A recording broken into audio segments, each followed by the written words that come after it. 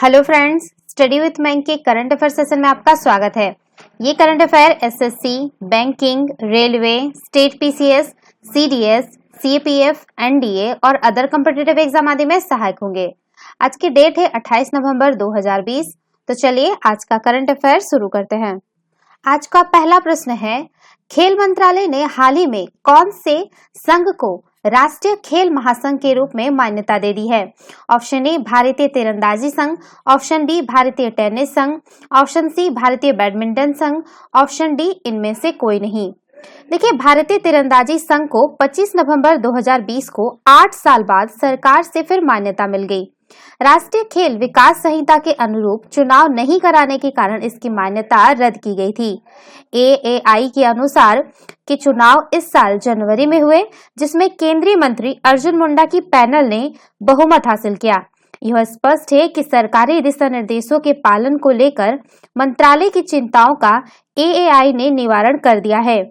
इसके साथ ही एएआई की मान्यता बहाल करने का फैसला लिया गया है, जो 1 साल तक वैध रहेगी। तो इसका सही आंसर होगा ऑप्शन ए भारतीय तीरंदाजी संघ। चलिए नेक्स्ट क्वेश्चन पे चलते हैं।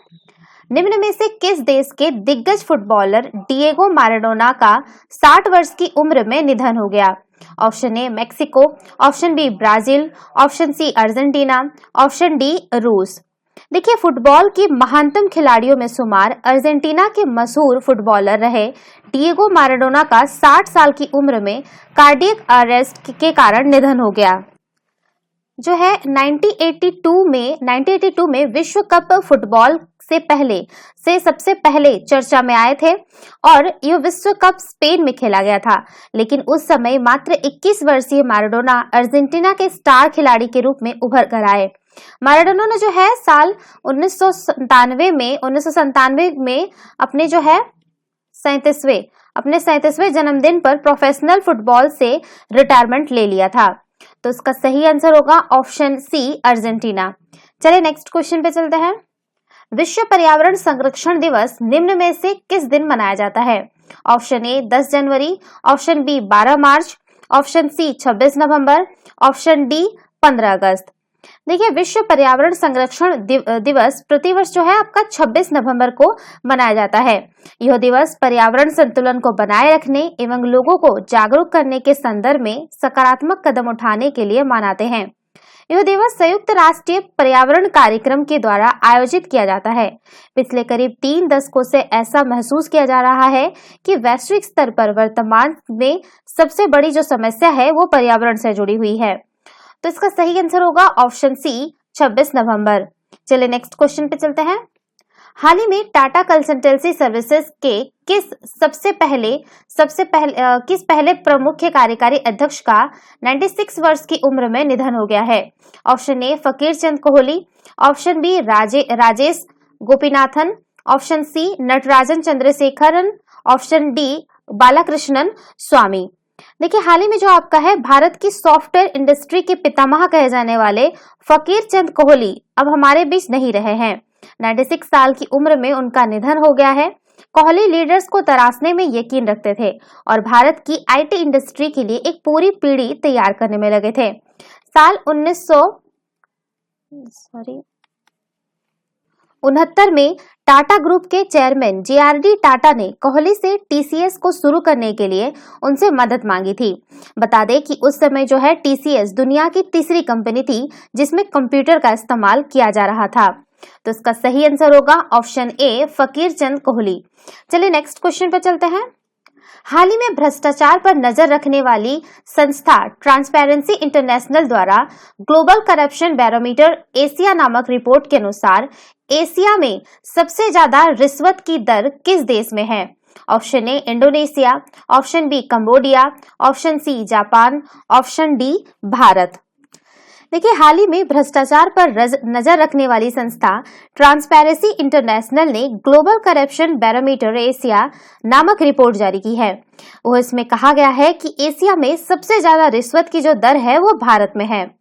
बात करते हैं ग्लोबल करप्शन बैरोमीटर एशिया से जुड़े कुछ प्रमुख तथ्यों की।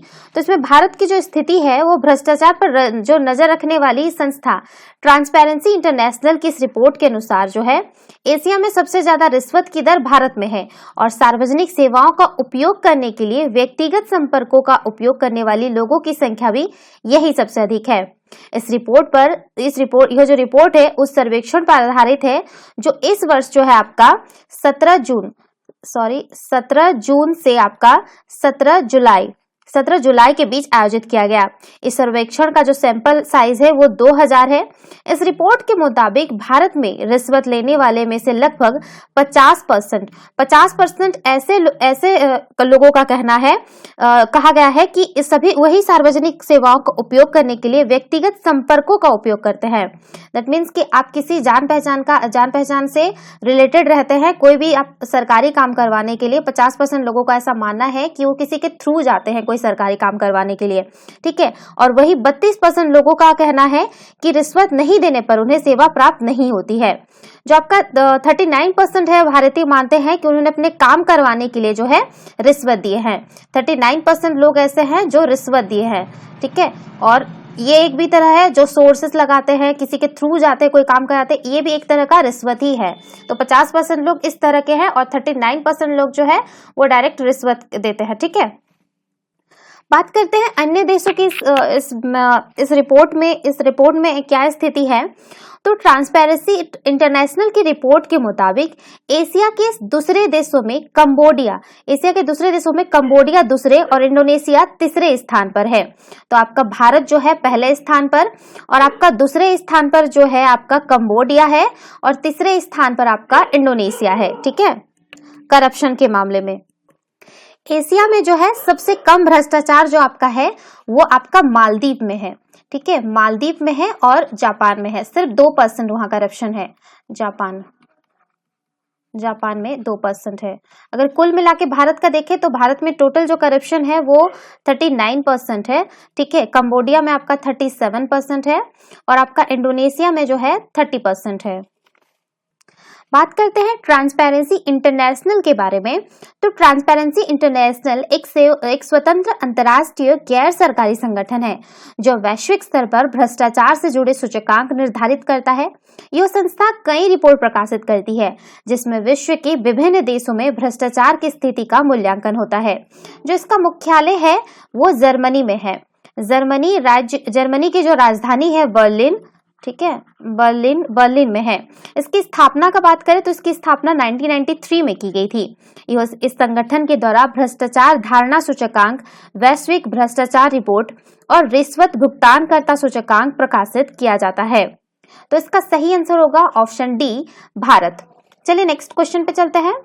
हाल ही में कौन से देश ने कहा कि वो भारत के शुक्रयान मिशन के साथ अपना भी एक सैटेलाइट उपकरण भेजेगा? Option A Finland, option B Sweden, option C Norway, option D Spain. देखिए, हाल ही में स्वीडन ने कहा कि वो भारत के शुक्रयान मिशन के साथ अपना भी एक सैटेलाइट उपकरण भेजेगा। भारत में स्वीडन के राजदूत क्लास मॉलिन ने कहा कि Swedish institute of space physics भारतीय अंतरिक्ष अनुसंधान संगठन यानी इसरो के शुक्रयान मिशन के सहयोगात्मक रूप में लगी हुई है।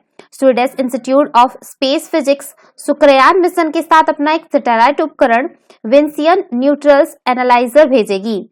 विंसियन न्यूट्रल्स एनालाइजर शुक्र ग्रह के वातावरण का अध्ययन करेगा एवं यह पता लगाने का प्रयास करेगा कि सूर्य से आवेशित कण शुक्र ग्रह के वायुमंडल के साथ कैसे संपर्क करते हैं। बात करते हैं शुक्रयान मिशन के बारे में। तो आने वाले समय में भारतीय अंतरिक्ष अनुसंधान संगठन यानी इसरो शुक्र ग्रह पर शुक्रयान मिशन भेजेगा ताकि इस ग्रह के बारे में और अधिक जानकारी हासिल की जा सके। देश के पहले शुक्र मिशन के लिए इसरो द्वारा लॉन्च का समय जो है आपका समय जो रखा गया है जून 2023 तक रखा गया था, जो लेकिन कोविड महामारी के कारण कुछ देरी के चलते इसे अभी जो संभव है कि इसे 2024 या 2026 तक इसे लॉन्च किया जा सकता है, ये एक संभावना रखा गया है अभी। तो शुक्रयान मिशन में जो है आपका रूस, फ्रांस, ठीक है, आपका फिर स्वीडन और आपका जर्मनी आदि देशों का समन्वित योगदान शामिल है। तो चलिए, तो इसका सही आंसर होगा ऑप्शन बी स्वीडन। चलिए नेक्स्ट क्वेश्चन पे चलते हैं। हाल ही में कौन से मंत्री द्वारा ट्रांसजेंडर लोगों के लिए राष्ट्रीय पोर्टल लॉन्च किया गया है? ऑप्शन ए केंद्रीय सामाजिक न्याय एवं अधिकारिता मंत्री, ऑप्शन सी गृह मंत्री, ऑप्शन सी कानून एवं न्याय मंत्री, ऑप्शन डी मानव संसाधन विकास मंत्री। देखिए, हाल ही में जो है केंद्रीय सामाजिक न्याय और अधिकारिता मंत्री द्वारा ट्रांसजेंडर लोगों के लिए राष्ट्रीय पोर्टल लॉन्च किया गया है। भारत सरकार के सामाजिक न्याय और अधिकारिता मंत्री ने ट्रांसजेंडर लोगों के लिए नेशनल पोर्टल का शुभारंभ किया। इसके अतिरिक्त इस अवसर पर उन्होंने गुजरात के बड़ोदरा में एक गरिमा गृह shelter home for transgender persons का भी उद्घाटन किया। ट्रांसजेंडर लोगों के लिए राष्ट्रीय पोर्टल के माध्यम से ट्रांसजेंडर व्यक्ति अपने आवेदन की स्थिति की निगरानी कर सकते हैं, जो प्रक्रिया में पारदर्शिता सुनिश्चित करता है। एक बार प्रमाण पत्र और आई कार्ड जारी होने के बाद आवेदक उन्हें पोर्टल से ही डाउनलोड कर सकते हैं। देरी अस्वीकृति के मामले में आवेदक के पास पोर्टल के माध्यम से शिकायत दर्ज करने का विकल्प होगा। तो इसका सही आंसर होगा ऑप्शन ए केंद्रीय सामाजिक न्याय और अधिकारिता मंत्री। चलिए नेक्स्ट क्वेश्चन पे चलते हैं। हाल ही में लगातार संघर्षों से जूझ रहे कौन से देश के पुनर्निर्माण के लिए भारत ने $80 मिलियन की लागत वाली 150 उच्च प्रभाव सामुदायिक विकास परियोजनाओं की घोषणा की है? Option A Nepal, option B Bangladesh, option C Afghanistan, option D Myanmar. 2020 Afghanistan सम्मेलन के दौरान लगातार संघर्षों से जूझ रहे अफगानिस्तान के पुनर्निर्माण के लिए भारत ने $80 मिलियन की लागत वाली 150 उच्च प्रभाव सामुदायिक विकास परियोजनाओं की घोषणा की है। इस प्रकार भारत ने तालिबान या फिर किसी अन्य राजनीतिक ताकत की परवाह किए बिना ही अफगानिस्तान के बेहतर भविष्य के प्रति अपनी प्रतिबद्धता दिखाई है। अफगानिस्तान के विकास में भारत के योगदान को हमेशा अफगान लोगों द्वारा स्वीकार किया गया है और उनका स्वागत किया गया है। वर्ष 2001 से भारत ने अफगानिस्तान में $3 बिलियन से भी अधिक का निवेश किया है, जो अफगान समाज, राजनीति और अर्थव्यवस्था के लगभग हर क्षेत्र के विकास में सहयोग कर रहा है। शांति के प्रयासों के लिए भारत हमेशा से ही अफगानिस्तान की सरकार के राष्ट्रीय भावना का समर्थन करने में दृढ़ रहा है और एक बार फिर से वह अफगान के नेतृत्व वाली, अफगान के स्वामित्व वाली और अफगान नियंत्रित शांति प्रक्रिया बात कही गई है। तो इसका सही आंसर होगा ऑप्शन सी अफगानिस्तान। चलिए नेक्स्ट क्वेश्चन पे चलते हैं। हाल ही में चर्चा में रहा प्रगति मंच का निम्न में से कौन सा या कौन से उद्देश्य है? ऑप्शन ए शिकायत निवारण, ऑप्शन बी कार्यक्रम क्रियान्वयन, ऑप्शन सी परियोजना की निगरानी, ऑप्शन डी उपयुक्त तीनों। हाल ही में जो आपको पता होगा कि प्रगति के माध्यम से बातचीत प्रत्येक महीने चौथे बुधवार को एक बार आयोजित की जाती है, जिसे जो है आपका प्रगति दिवस के रूप में जाना जाता है। प्रधानमंत्री ने राज्यों को एक राज्य विशिष्ट निर्यात रणनीति विकसित करने के लिए कहा है और 10 राज्यों और केंद्र शासित प्रदेशों में विस्तृत 1.41 लाख करोड़ रुपए की विकास परियोजनाओं की समीक्षा की है। इस बैठक में कोविड-19 और पीएम आवास योजना ग्रामीण से संबंधित शिकायतों के बारे में भी चर्चा की गई है। साथ ही पीएम स्वनिधि, कृषि सुधार, निर्यात हब के रूप में जिलों का विकास से संबंधित विषयों की समीक्षा की गई है। बात करते हैं प्रगति के बारे में, तो वर्ष 2015 में इसे जो है ध्यान रखिएगा, वर्ष 2015 में लॉन्च किया गया एक बहुउद्देशीय मंच है जो प्रधानमंत्री को विभिन्न मुद्दों पर जानकारी प्रदान करने के लिए केंद्र एवं राज्य के अधिकारियों के साथ चर्चा करने में सक्षम बनाता है। इसे जो है आपका प्रधानमंत्री कार्यालय की टीम ने राष्ट्रीय सूचना विकास केंद्र की मदद से तैयार किया है। इस त्रिस्तरीय प्रणाली में पीएमओ, केंद्र सरकार के सचिव और राज्यों के मुख्य सचिव शामिल हैं। बात करते हैं इसके उद्देश्य के बारे में, तो इस मंच के 3 उद्देश्य हैं। पहला है आपका शिकायत निवारण, दूसरा कार्यक्रम क्रियान्वयन और तीसरा परियोजनाओं की निगरानी है। यह मंच 3 प्रौद्योगिकी, डिजिटल डेटा प्रबंधन, वीडियो कॉन्फ्रेंसिंग और भूस्थानिक प्रौद्योगिकी को एक साथ लाता है। तो इसका सही आंसर होगा ऑप्शन डी उपयुक्त तीनों। चलिए नेक्स्ट क्वेश्चन पे चलते हैं। निम्न में से किस राज्य सरकार ने अगले 6 माह के लिए हड़ताल पर प्रतिबंध लगा एमसा लागू कर दिया है? Option A Bihar, option B Punjab, option C Delhi, option D Uttar Pradesh. देखिए, कोरोना संकट काल के बीच उत्तर प्रदेश की सरकार ने एक बड़ा फैसला लिया है। यूपी में अगले 6 महीने के लिए आवश्यक सेवा अनुरक्षण कानून, पूरा नाम लिख देते जो एस्मा का नाम है पूरा, ठीक है, आवश्यक सेवा